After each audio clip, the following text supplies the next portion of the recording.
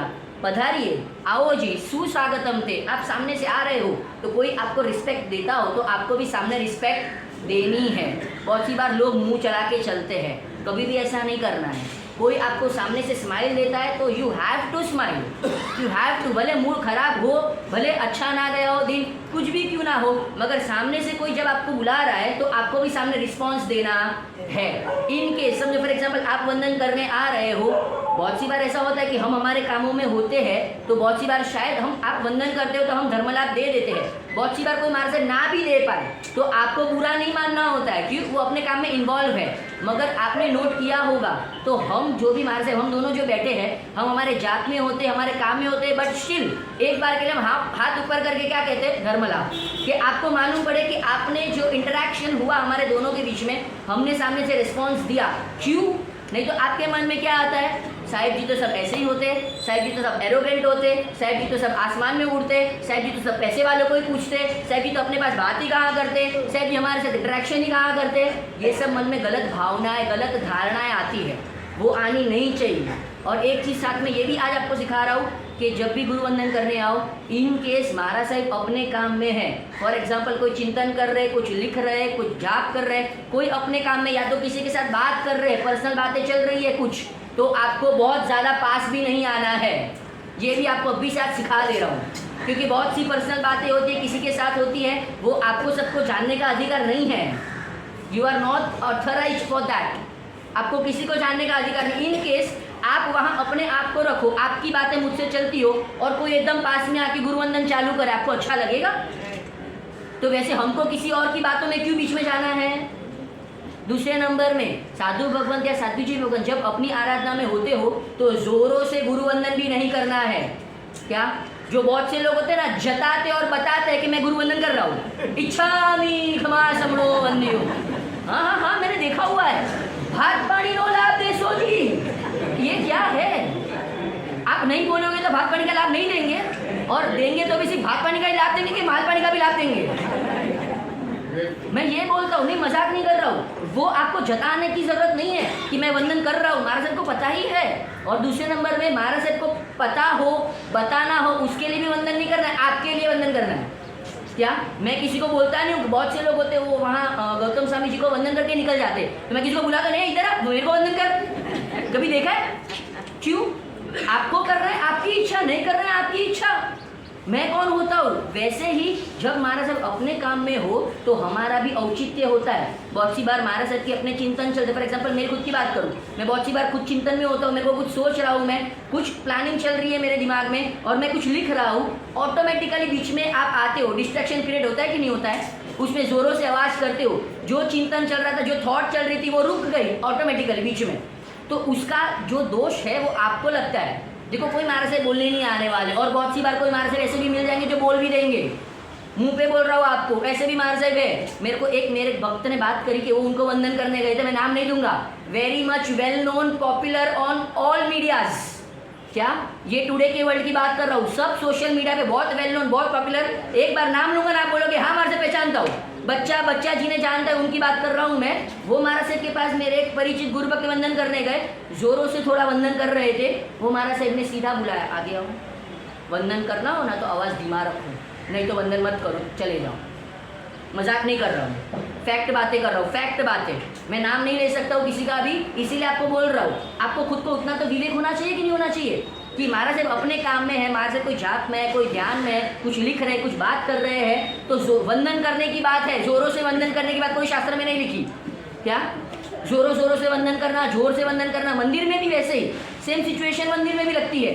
देव और गुरु और धर्म, ये तीनों पे हमारा पूरा जिन शासन टिका हुआ है। देव के मंदिर में हो और वो मंदिर के अंदर आप जोरों, देखो स्तवन बोलने की ना नहीं है, मगर स्तवन आप ऐसे बोलो कि लोगों को डिस्टर्बेंस क्रिएट हो, उसमें भी आपका आवाज़ तो जैसे कोयल का कंठ हो।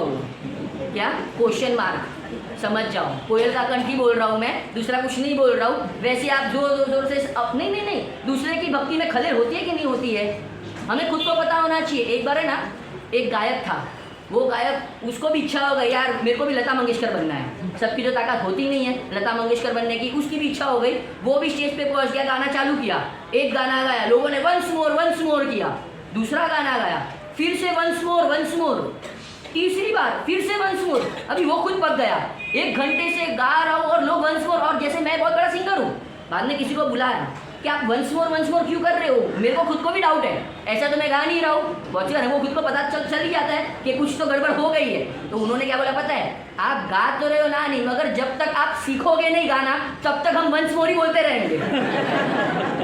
समझे कि नहीं समझे?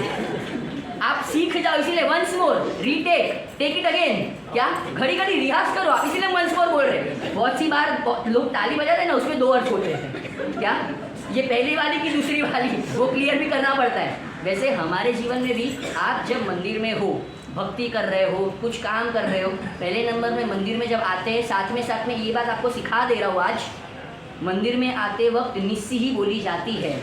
निस्सी ही नाम की एक त्रिक है, क्या टोटल 10 त्रिक की बात आती है, पता है कि नहीं पता? चैत्यवंदन भाष्य में लिखी हुई बात 10 त्रिक, उसमें सबसे पहले नंबर की त्रिक कौन सी है? निस्सी ही त्रिक। जब देरासर में एंटर हुए, पहली बार निस्सी बोली, यानी कि पूरे संसार का त्याग। अभी संसार की बातें मंदिर में होती है, नहीं होनी चाहिए मगर होती है, क्या टाइम ही उधर मिलता है, बराबर ना? सबसे फ्री टाइम, उसमें भी भगवान के अंगुलिश में करते करते तो एकदम लीजर टाइम, क्या मजाक नहीं कर रहा हूँ, मैंने सब संघों में ये नोट किया, सब संघों में, मैं कोई एक संघ की बात नहीं कर रहा। और एक चीज़ हमेशा बताया दो, मेरे व्याख्यान को जनरल लेना, कभी भी मैं कोई पर्सनल चीज़ किसी को बोलता नहीं, मैं जनरल बात कर रहा हूँ, कोई पर्सनल संघ की बात नहीं कर रहा हूँ। आपके संघ में भी ऐसा ही हो रहा है, मेजॉरिटी मुंबई के सब संघ में ऐसा ही हो रहा है।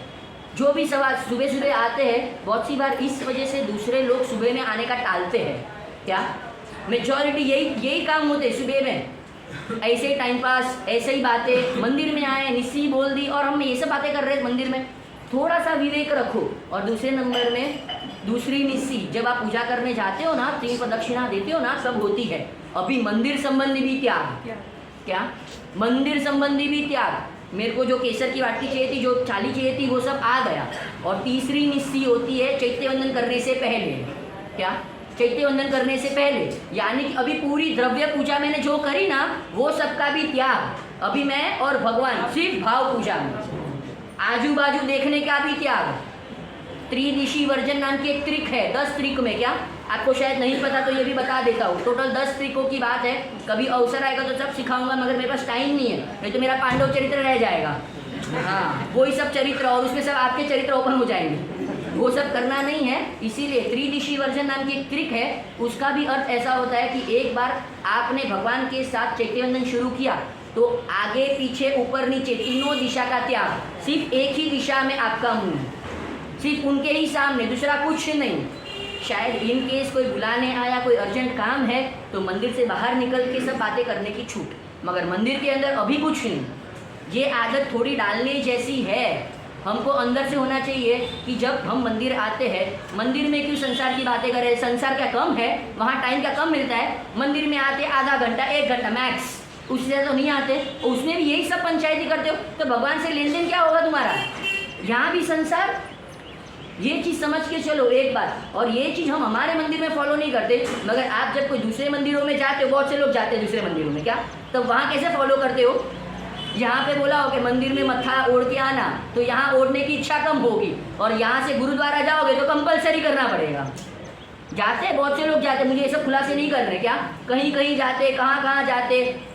अंदर से ये इच्छा जगाओ, हमारे जितने नॉर्म्स और ट्रेडिशंस है वो हमारे अपने कैंपस में तो हमें फॉलो करने ही है एट एनी कॉस्ट। भले घर पे आपको जो करना हो करो, वो आपका लुकआउट है, हमारे किसी का लुकआउट नहीं। मगर जब मैं मंदिर के कैंपस में हूँ, देरासर उपाश्रय के कैंपस में हूँ, तो I have to follow that rules and regulations, then only you have to enter. कैसे आउटफिट्स पहन के आते, ये सब बोलने जैसा नहीं है अभी आज के काल में। खुद को पता, हमें ना लास्ट ईयर खार थे ना, तो खार के पास में सेंटा क्रूज नाम का एक संघ है, बहुत बड़ा संघ है, तो वहाँ बहुत से लोग मॉर्निंग वॉक पे जाते हैं, तो खार टू सेंटा क्रूज बीच में आना जाना चलते रहता है। वो टाइम पे बहुत से लोग होते हैं ना, वो जॉगिंग करते करते ही मंदिर के दर्शन भी कर लेते, क्या हाँ, जॉगिंग करते करते ही, जॉगिंग, वॉकिंग एंड दर्शन सब काम एक में ही हो जाते हैं उनके। वो टाइम पे वो संघ ने ये तय किया हुआ है, आप जॉगिंग करते करते अगर मंदिर में आते हो तो आपको मंदिर के अंदर अलाउड नहीं, बाहर से दर्शन कर लेने के। क्यों अलाउड नहीं? आपने क्या पहना हुआ है? बॉक्सर्स, बरमूडे, 3/4 ये सब पहन के मंदिर में आना है। If you are wearing this outfits then it is fit you be out.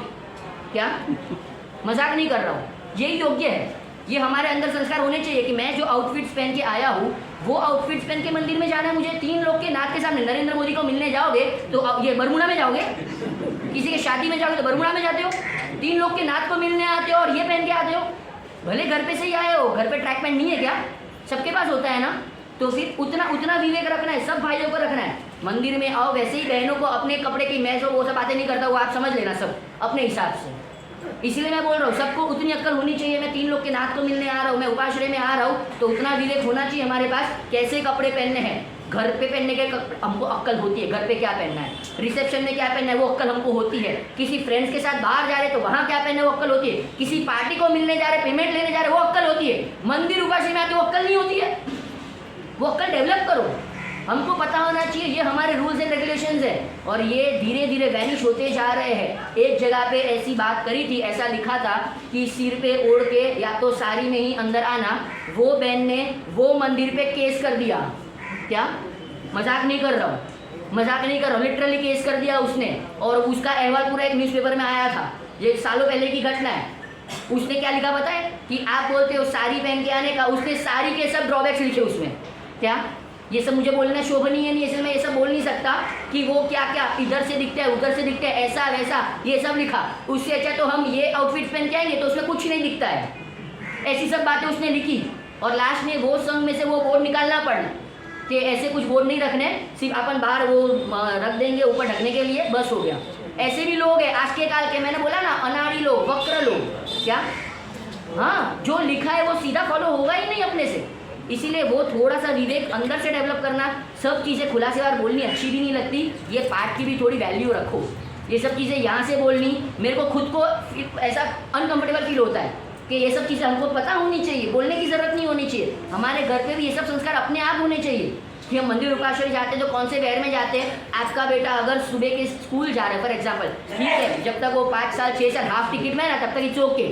मतलब फुल टिकट में आने के बाद भी वो बीएससी में आंटी होते ना, वो ऐसे काम करते सब। क्या बीएससी में पता है कि हाफ टिकट का पैसे लगेगा तो बच्चे को सुला देते गोदी में बराबर दबा के, हाफ टिकट। वो बीएससी में चलता है, इधर नहीं चलता ये सब। क्या